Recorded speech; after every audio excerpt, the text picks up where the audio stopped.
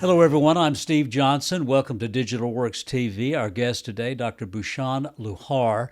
Did I say the Lohar? That's Lohar correct. from the University of South Alabama. And I was chuckling anyway about all your education. You have a mechanical engineering degree, an automotive engineering degree. You have an MBA in international business, a Master of Science in engineering management, and a PhD in systems engineering. Is that everything? Yes, that's everything. Wow. And right now at the University of South Alabama, you teach doctoral candidates. That's correct. And what are they want to be get their PhDs in? Are they all in the same thing? Uh, First of all, thank you for having me today. Yes, the University of South Alabama has a program of systems engineering. It's a doctoral program, Okay. and we recently started a master's program. All the students that I have under me, most of them are coming from Department of Defense or contractors. Okay. Majority of them are either working for Lockheed Martin or Northrop Grumman, things like that. So they were already some sort of Some engineer sort of before. engineer. Isn't it curious though how many systems? Well, maybe it's every systems engineer. Yes. Even guys getting ready to get their men and women getting their PhD, they come from another branch of engineering, another discipline. That's true. And Most of my students, they either come from electrical engineering, double E, or from computer science background.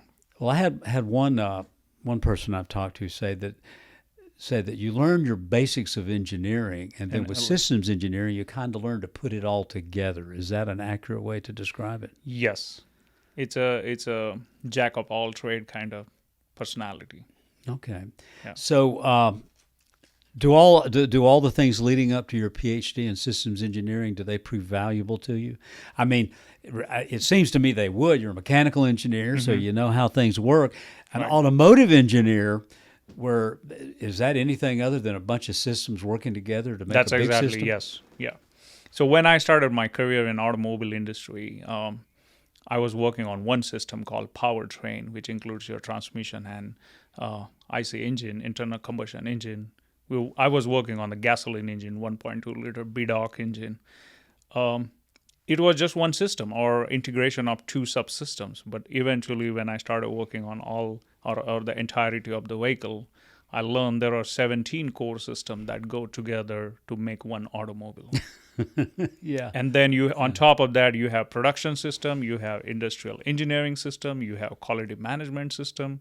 All these systems, they govern or build that one fantastic automobile. And so, at one point in time, nobody was probably referencing systems engineer, but if a car is being built, somebody has to have their arms around the whole thing, don't they? Yes, they do. And can you imagine? Now, let me. You don't seem that you're old enough to have been an engineer back in the paper days, where I where did there were start a lot my- of meetings instead of having digital. It was where they would draw things. Draftsmen would draw things out, and they would have meetings to discuss how things work together. Did you do much of that? I did not do much of that, but I saw the transition time. Okay. I mean, when I was back in India working with General Motors, we still had some people will draft things Okay. when we were making modification. But then there was a CAD file that takes that input, or some engineer will make those changes digitally.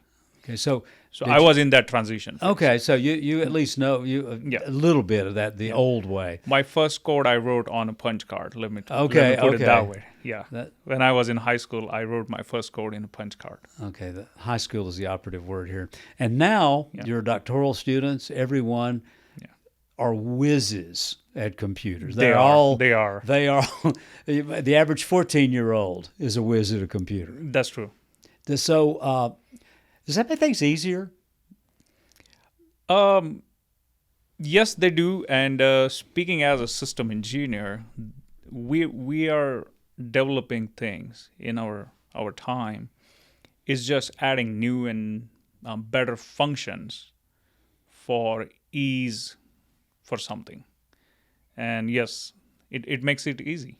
So, We're just adding new functions. of course, like like DigitalWorks is all about a curriculum to develop modelers, where they don't have to be math savvy, but they have to be computer savvy and learn how to work on a system under the control of a systems engineer. That's right. But in doctoral candidates in systems engineering, math is part of what they do, isn't it? That's true.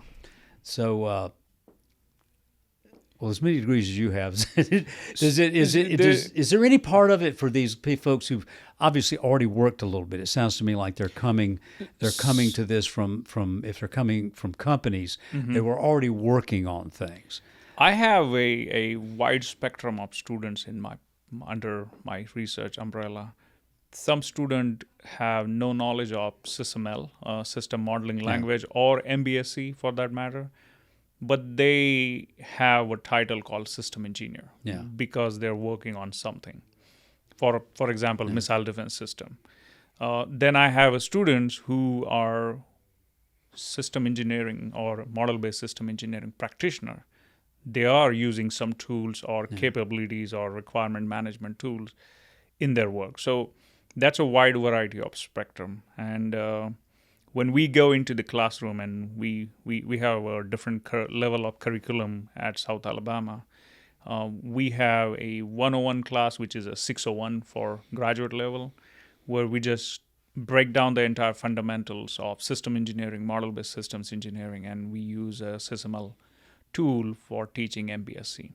Then as they progress in their PhD program, we have students who are now making new frameworks that can be used by wide range of domains, not just Department of Defense or not just by the industry. Now we are looking into how healthcare can use Mbse. Yeah. In fact, recently we put together something that uses AI capabilities and model-based systems engineering. We integrated them together, and we talked to our Office of Commercialization at University of South Alabama, and the department came back and said this is very novel. They could not find anything like that into the patent world, and we ended up filing a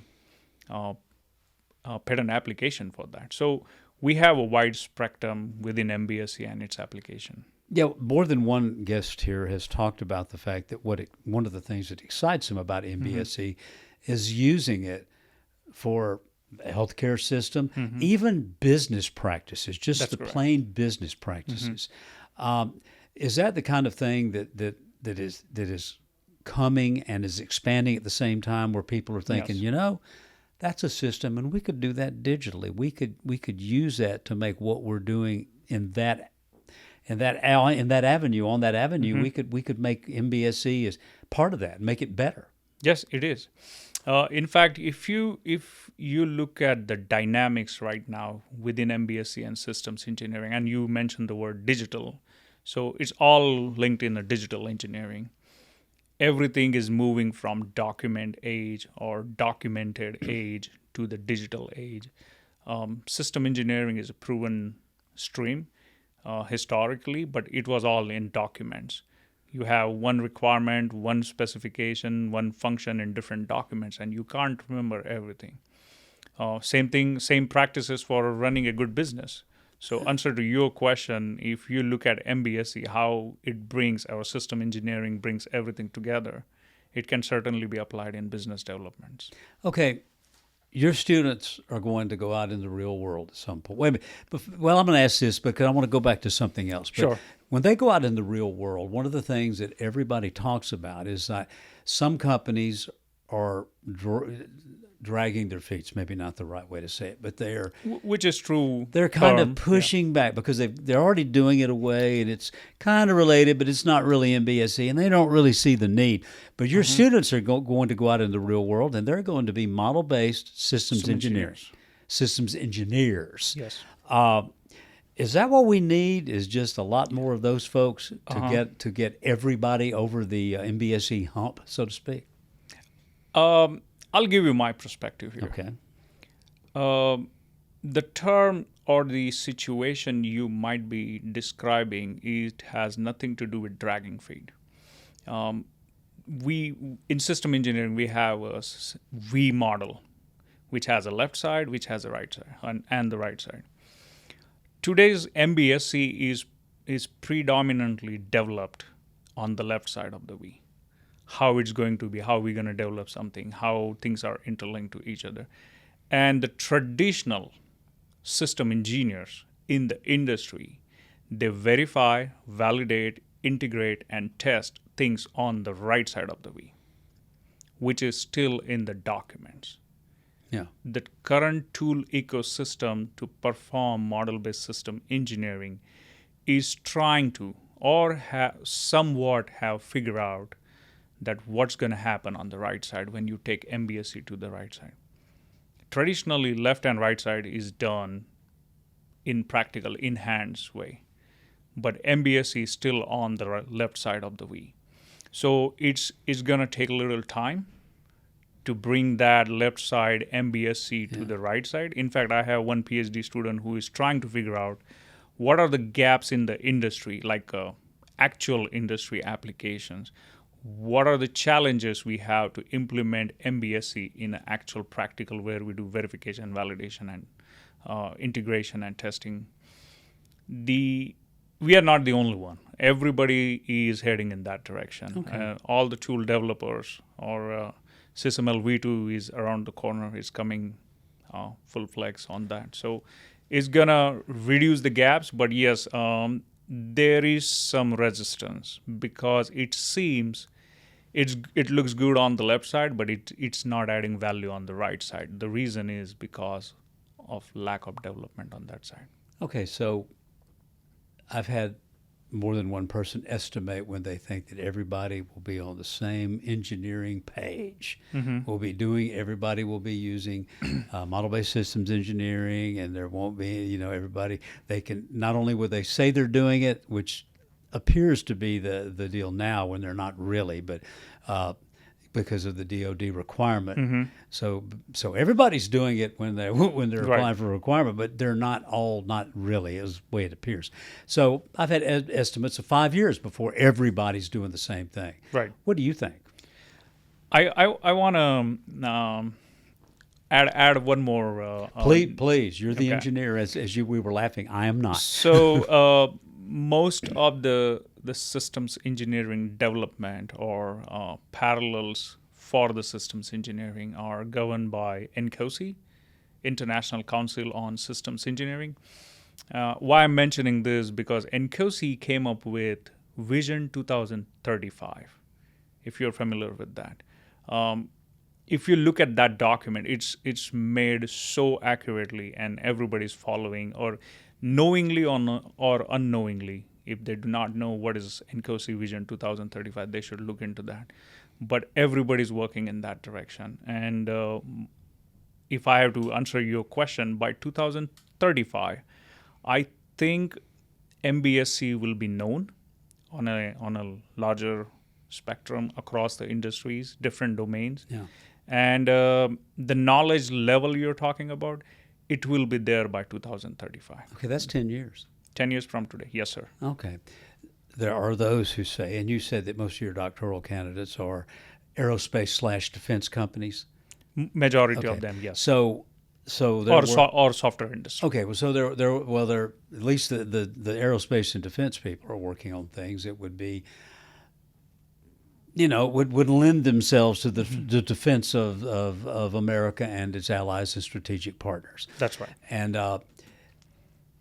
taking 10 years, and one of the reasons why the DoD, I think I'm right here, trying to speed things up. There's been a real push in the military, especially in the defense, we can't wait 10 years to develop a certain thing. We've got to figure out a way to shorten that time, to get it done, to come up with something that works.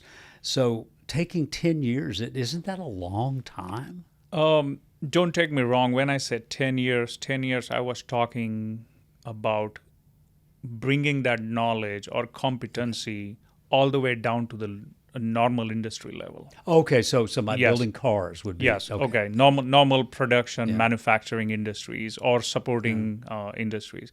Speaking about DoD, they are already ahead of game. Yeah.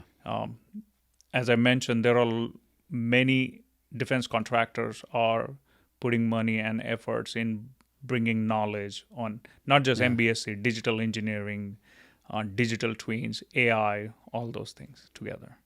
Okay, as a systems engineering professor dealing with doctoral candidates, an advocate for model-based systems engineering, do you think about the current situation in all of this that frustrates you? Or are you just Which current situation? well the fact that everybody's not doing the same thing? Does that I think frustrate you at it's- all, it- or do you just think, hey, it takes time? I think it's required because we all can't head in one direction. It is one direction, but we have to resolve and evolve the supporting sides of it. Now, for example, my team is a small group of my team is working on model-based artificial intelligence. So we are bringing or I feel like I want you to explain what that is. MBAI, so model-based Yeah. AI, MBAI. And so what would that? So what that would be? What does that mean? So what that means? Okay, so we have developed, or we means like I'm talking in general. There are model-based engineering capabilities that can be enhanced even more using AI capabilities. For example, language model, domain-specific language models, or domain-specific large language models. Those can be integrated. In fact, at this point, we are testing model-based AI for detecting cancer cells or patterns within that, or teaching healthcare education. This summer, I was here and I met the team here in Huntsville and talking about model-based AI, how it looks like, and we got different perspective because most folks I talked that time, they were from Department of Defense or contractors, and when we talk to the healthcare industry, they look at it completely differently. Okay, so what's the difference between the way the defense? The difference is in DoD, they look at it in more traditional systems engineering way. Okay. And when we talk to healthcare domain persons or professionals, they want to see it like we want a solution right away. Yeah. That's a different stakeholder demands for us. I also want to add in that model-based AI thing, a patterns library. I remember one of your guests mentioned that there are commonalities in all the architectures or many architectures, and those are the patterns developing model-based artifacts. Now, my dissertation was relating to the pattern libraries, and now we are developing pattern libraries for healthcare education supported by AI, and those things are advancing. So circling back to what you're asking, not everybody's heading in same direction. That's good for the industry or good for systems engineering. You know, it's interesting when you talk to people about AI, the most enthusiastic people that I talk to are in a field like yours, are in engineering, and because they said that you can, the grunt work, the time-consuming work to crunch the numbers, to find the information, AI can do that, and that speeds up whatever process you're working on. Whereas if you talk to somebody in in the creative writing or whatever, or college professors, you're a college professor, but we may need to cover that. The AI worries people because it does. It can be used to not have to do work and not think. Yeah. It's a different kind of thing. But as a professor and also somebody using it as a systems engineer, are you of two minds about it, or do you just say one's one thing and one's another?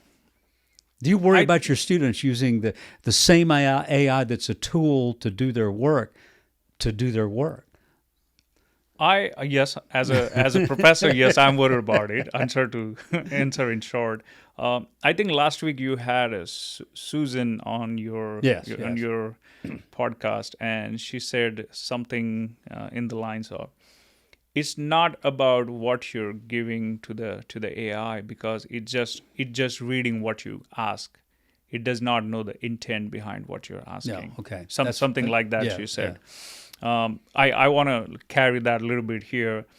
When students use that for writing what they're writing, if they're not asking correct thing, me as a professor, I catch that. and not just me, there are more senior people than me. They will Yeah. immediately catch it that, hey, either if I know the student for a long time, I can say, this is not your writing. Or secondly, I don't think this is the right context for the topic you're writing. Yeah. That means you use something predator to support your writing.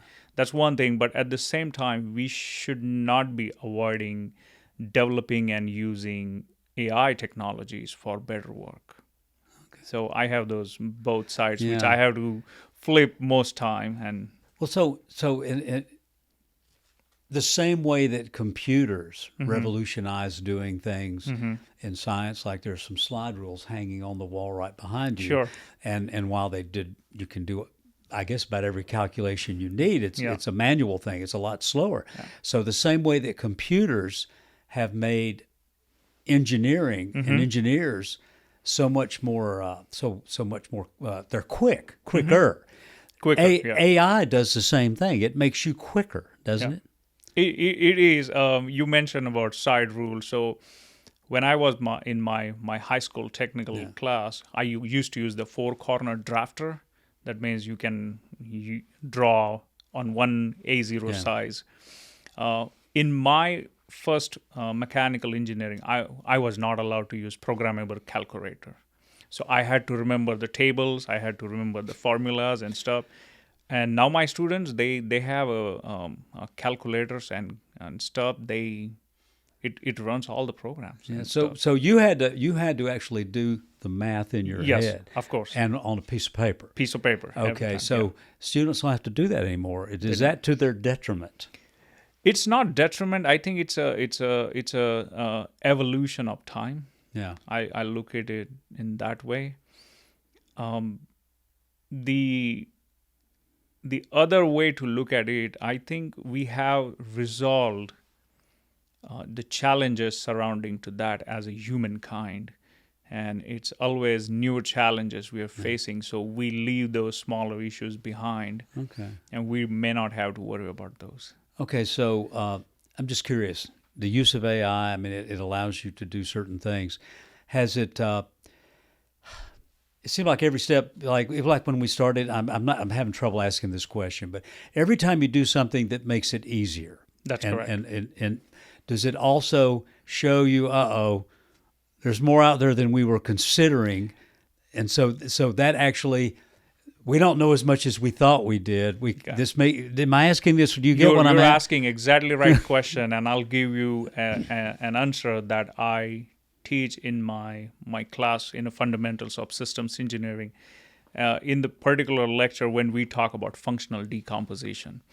So let's go back 100 years back when the first cars were made. The first cars had a brake system to apply the brake. Yeah. Brake has only one function or two functions: slow the vehicle or stop the vehicle. Top level functions are not.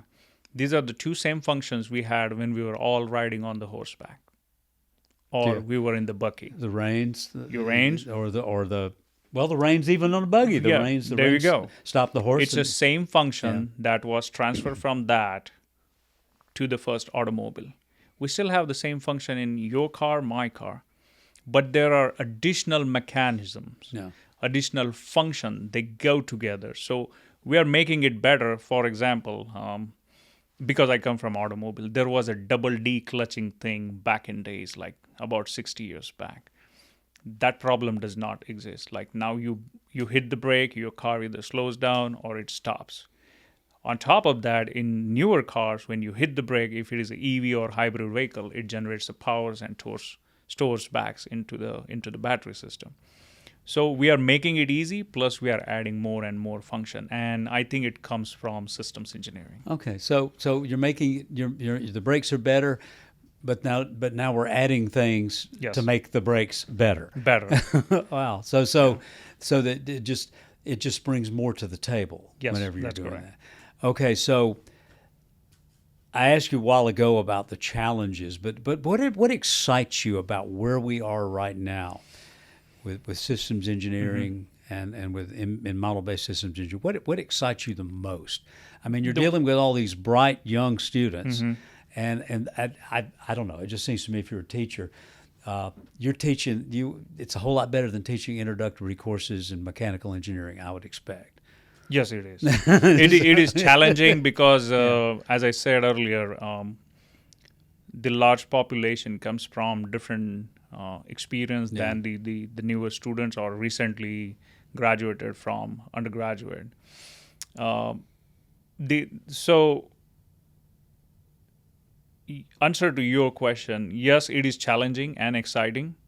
Where it's going to be and where we are. I think we are in a time where we are witnessing, or we are going to witness, a history written by or using Mbse, because this is going to evolve and it is very dynamic. We all have to be in acceptance mode that where the Mbse is going. It is being applied and getting used and evolving in all the spectrums, all the domains at the same time. I went to a conference this past summer. It was about med AI, medical AI, and they had one of the track in the conference. None of them were system engineer. Most professors or doctors or physicians, they came from top cancer research in institutes in U.S. And they were all talking about systems. And most of their publications somewhat either talking about model-based systems engineering or how system engineering can help resolve the complex issues into the medical field. That was fascinating to see. Yeah, that to me, as just some guy outside, it seems to me that the use in the medical field would be among the most exciting things. Yeah, you could make a better engine, you could make a better missile, you could make a better whatever. Yes. But if you can do something using engineering concepts to save lives, that would seem to me to be about as good as it gets. Yes. In fact, in current time, me and colleagues from University of South Alabama, we are working with oncologists at USA Health to figure out and collect the information from their existing research and decomposing that into the functional diagrams and system architecture, putting that into the Mbse. And we found there is a commonalities between different cancer cells, the location of the cancer cell, the function of a cancer cell. And we haven't discovered anything new, but we are translating the existing document-based cancer research information into the model-based to eventually simulate different variables and find out how they work. And won't make their research move more quickly if they can? Possibly. If they can, well, I mean, I can't claim that today, but possibly. We it hope, seems to me that that if you can see if the variables are in there and you can see what one variable does, what that does to the others, it seems to me that with using computers and AI, that's true. The future, there could be a breakthrough. I mean, in some short amount of time, couldn't there? Yes, okay. Possibly, yes. Okay. Yeah. Is it the possibilities of Mbse that I think it is the possibilities excite that you about what you do? I think it's a possibilities that Mbse brings on the table. Mbse is a methodology, but it provides a capabilities to the practitioners and engineers to speed up the process. I heard you twice saying, can it increase the speed? My original research, pattern library, we worked with Marshall Space Center. That's why I loved coming to Huntsville. Yeah. The idea behind my research was, can we put together all the existing space missions that NASA did, decompose all the vehicle architectures, and put them on overlap to each other and see what are the commonalities. And then we developed a pattern library. Now, I don't want to take more time on this, but if you use that pattern library and you want to change between mission requirements, once the architecture is developed for any mission, which is, by the way, a minutes of work compared to the hours of work in the past. Once the architecture is made, you change the requirement, it tells you that which assembly, sub-assembly, components, what is going to change, and what function is affecting to the overall architecture of the system. So it did not exist 10 years, 15 years back, but now it's more in a model base. So I ended up developing a graduate level course, Space Systems Engineering, out of that, and I teach that every summer. Okay, and so that would mean, like in the development of Saturn V, for instance, they tested and tested and tested. In fact, at one point they said, we can't test anymore. We're going to have to fly. Yeah. But what you're talking about does, and a lot of the testing is already digital. I mean, they're the computer program. Somewhat. But this would speed that up even more. Even more. It's just aiding. That's why I'm saying Mbse brings capabilities on the table to figure out things before you start spending millions of dollars and time and manpower and things. Okay, how could you tell somebody about this? How could you sit down with some guy in any line of work where they develop something or have a system and them not go, how do I get signed up for that?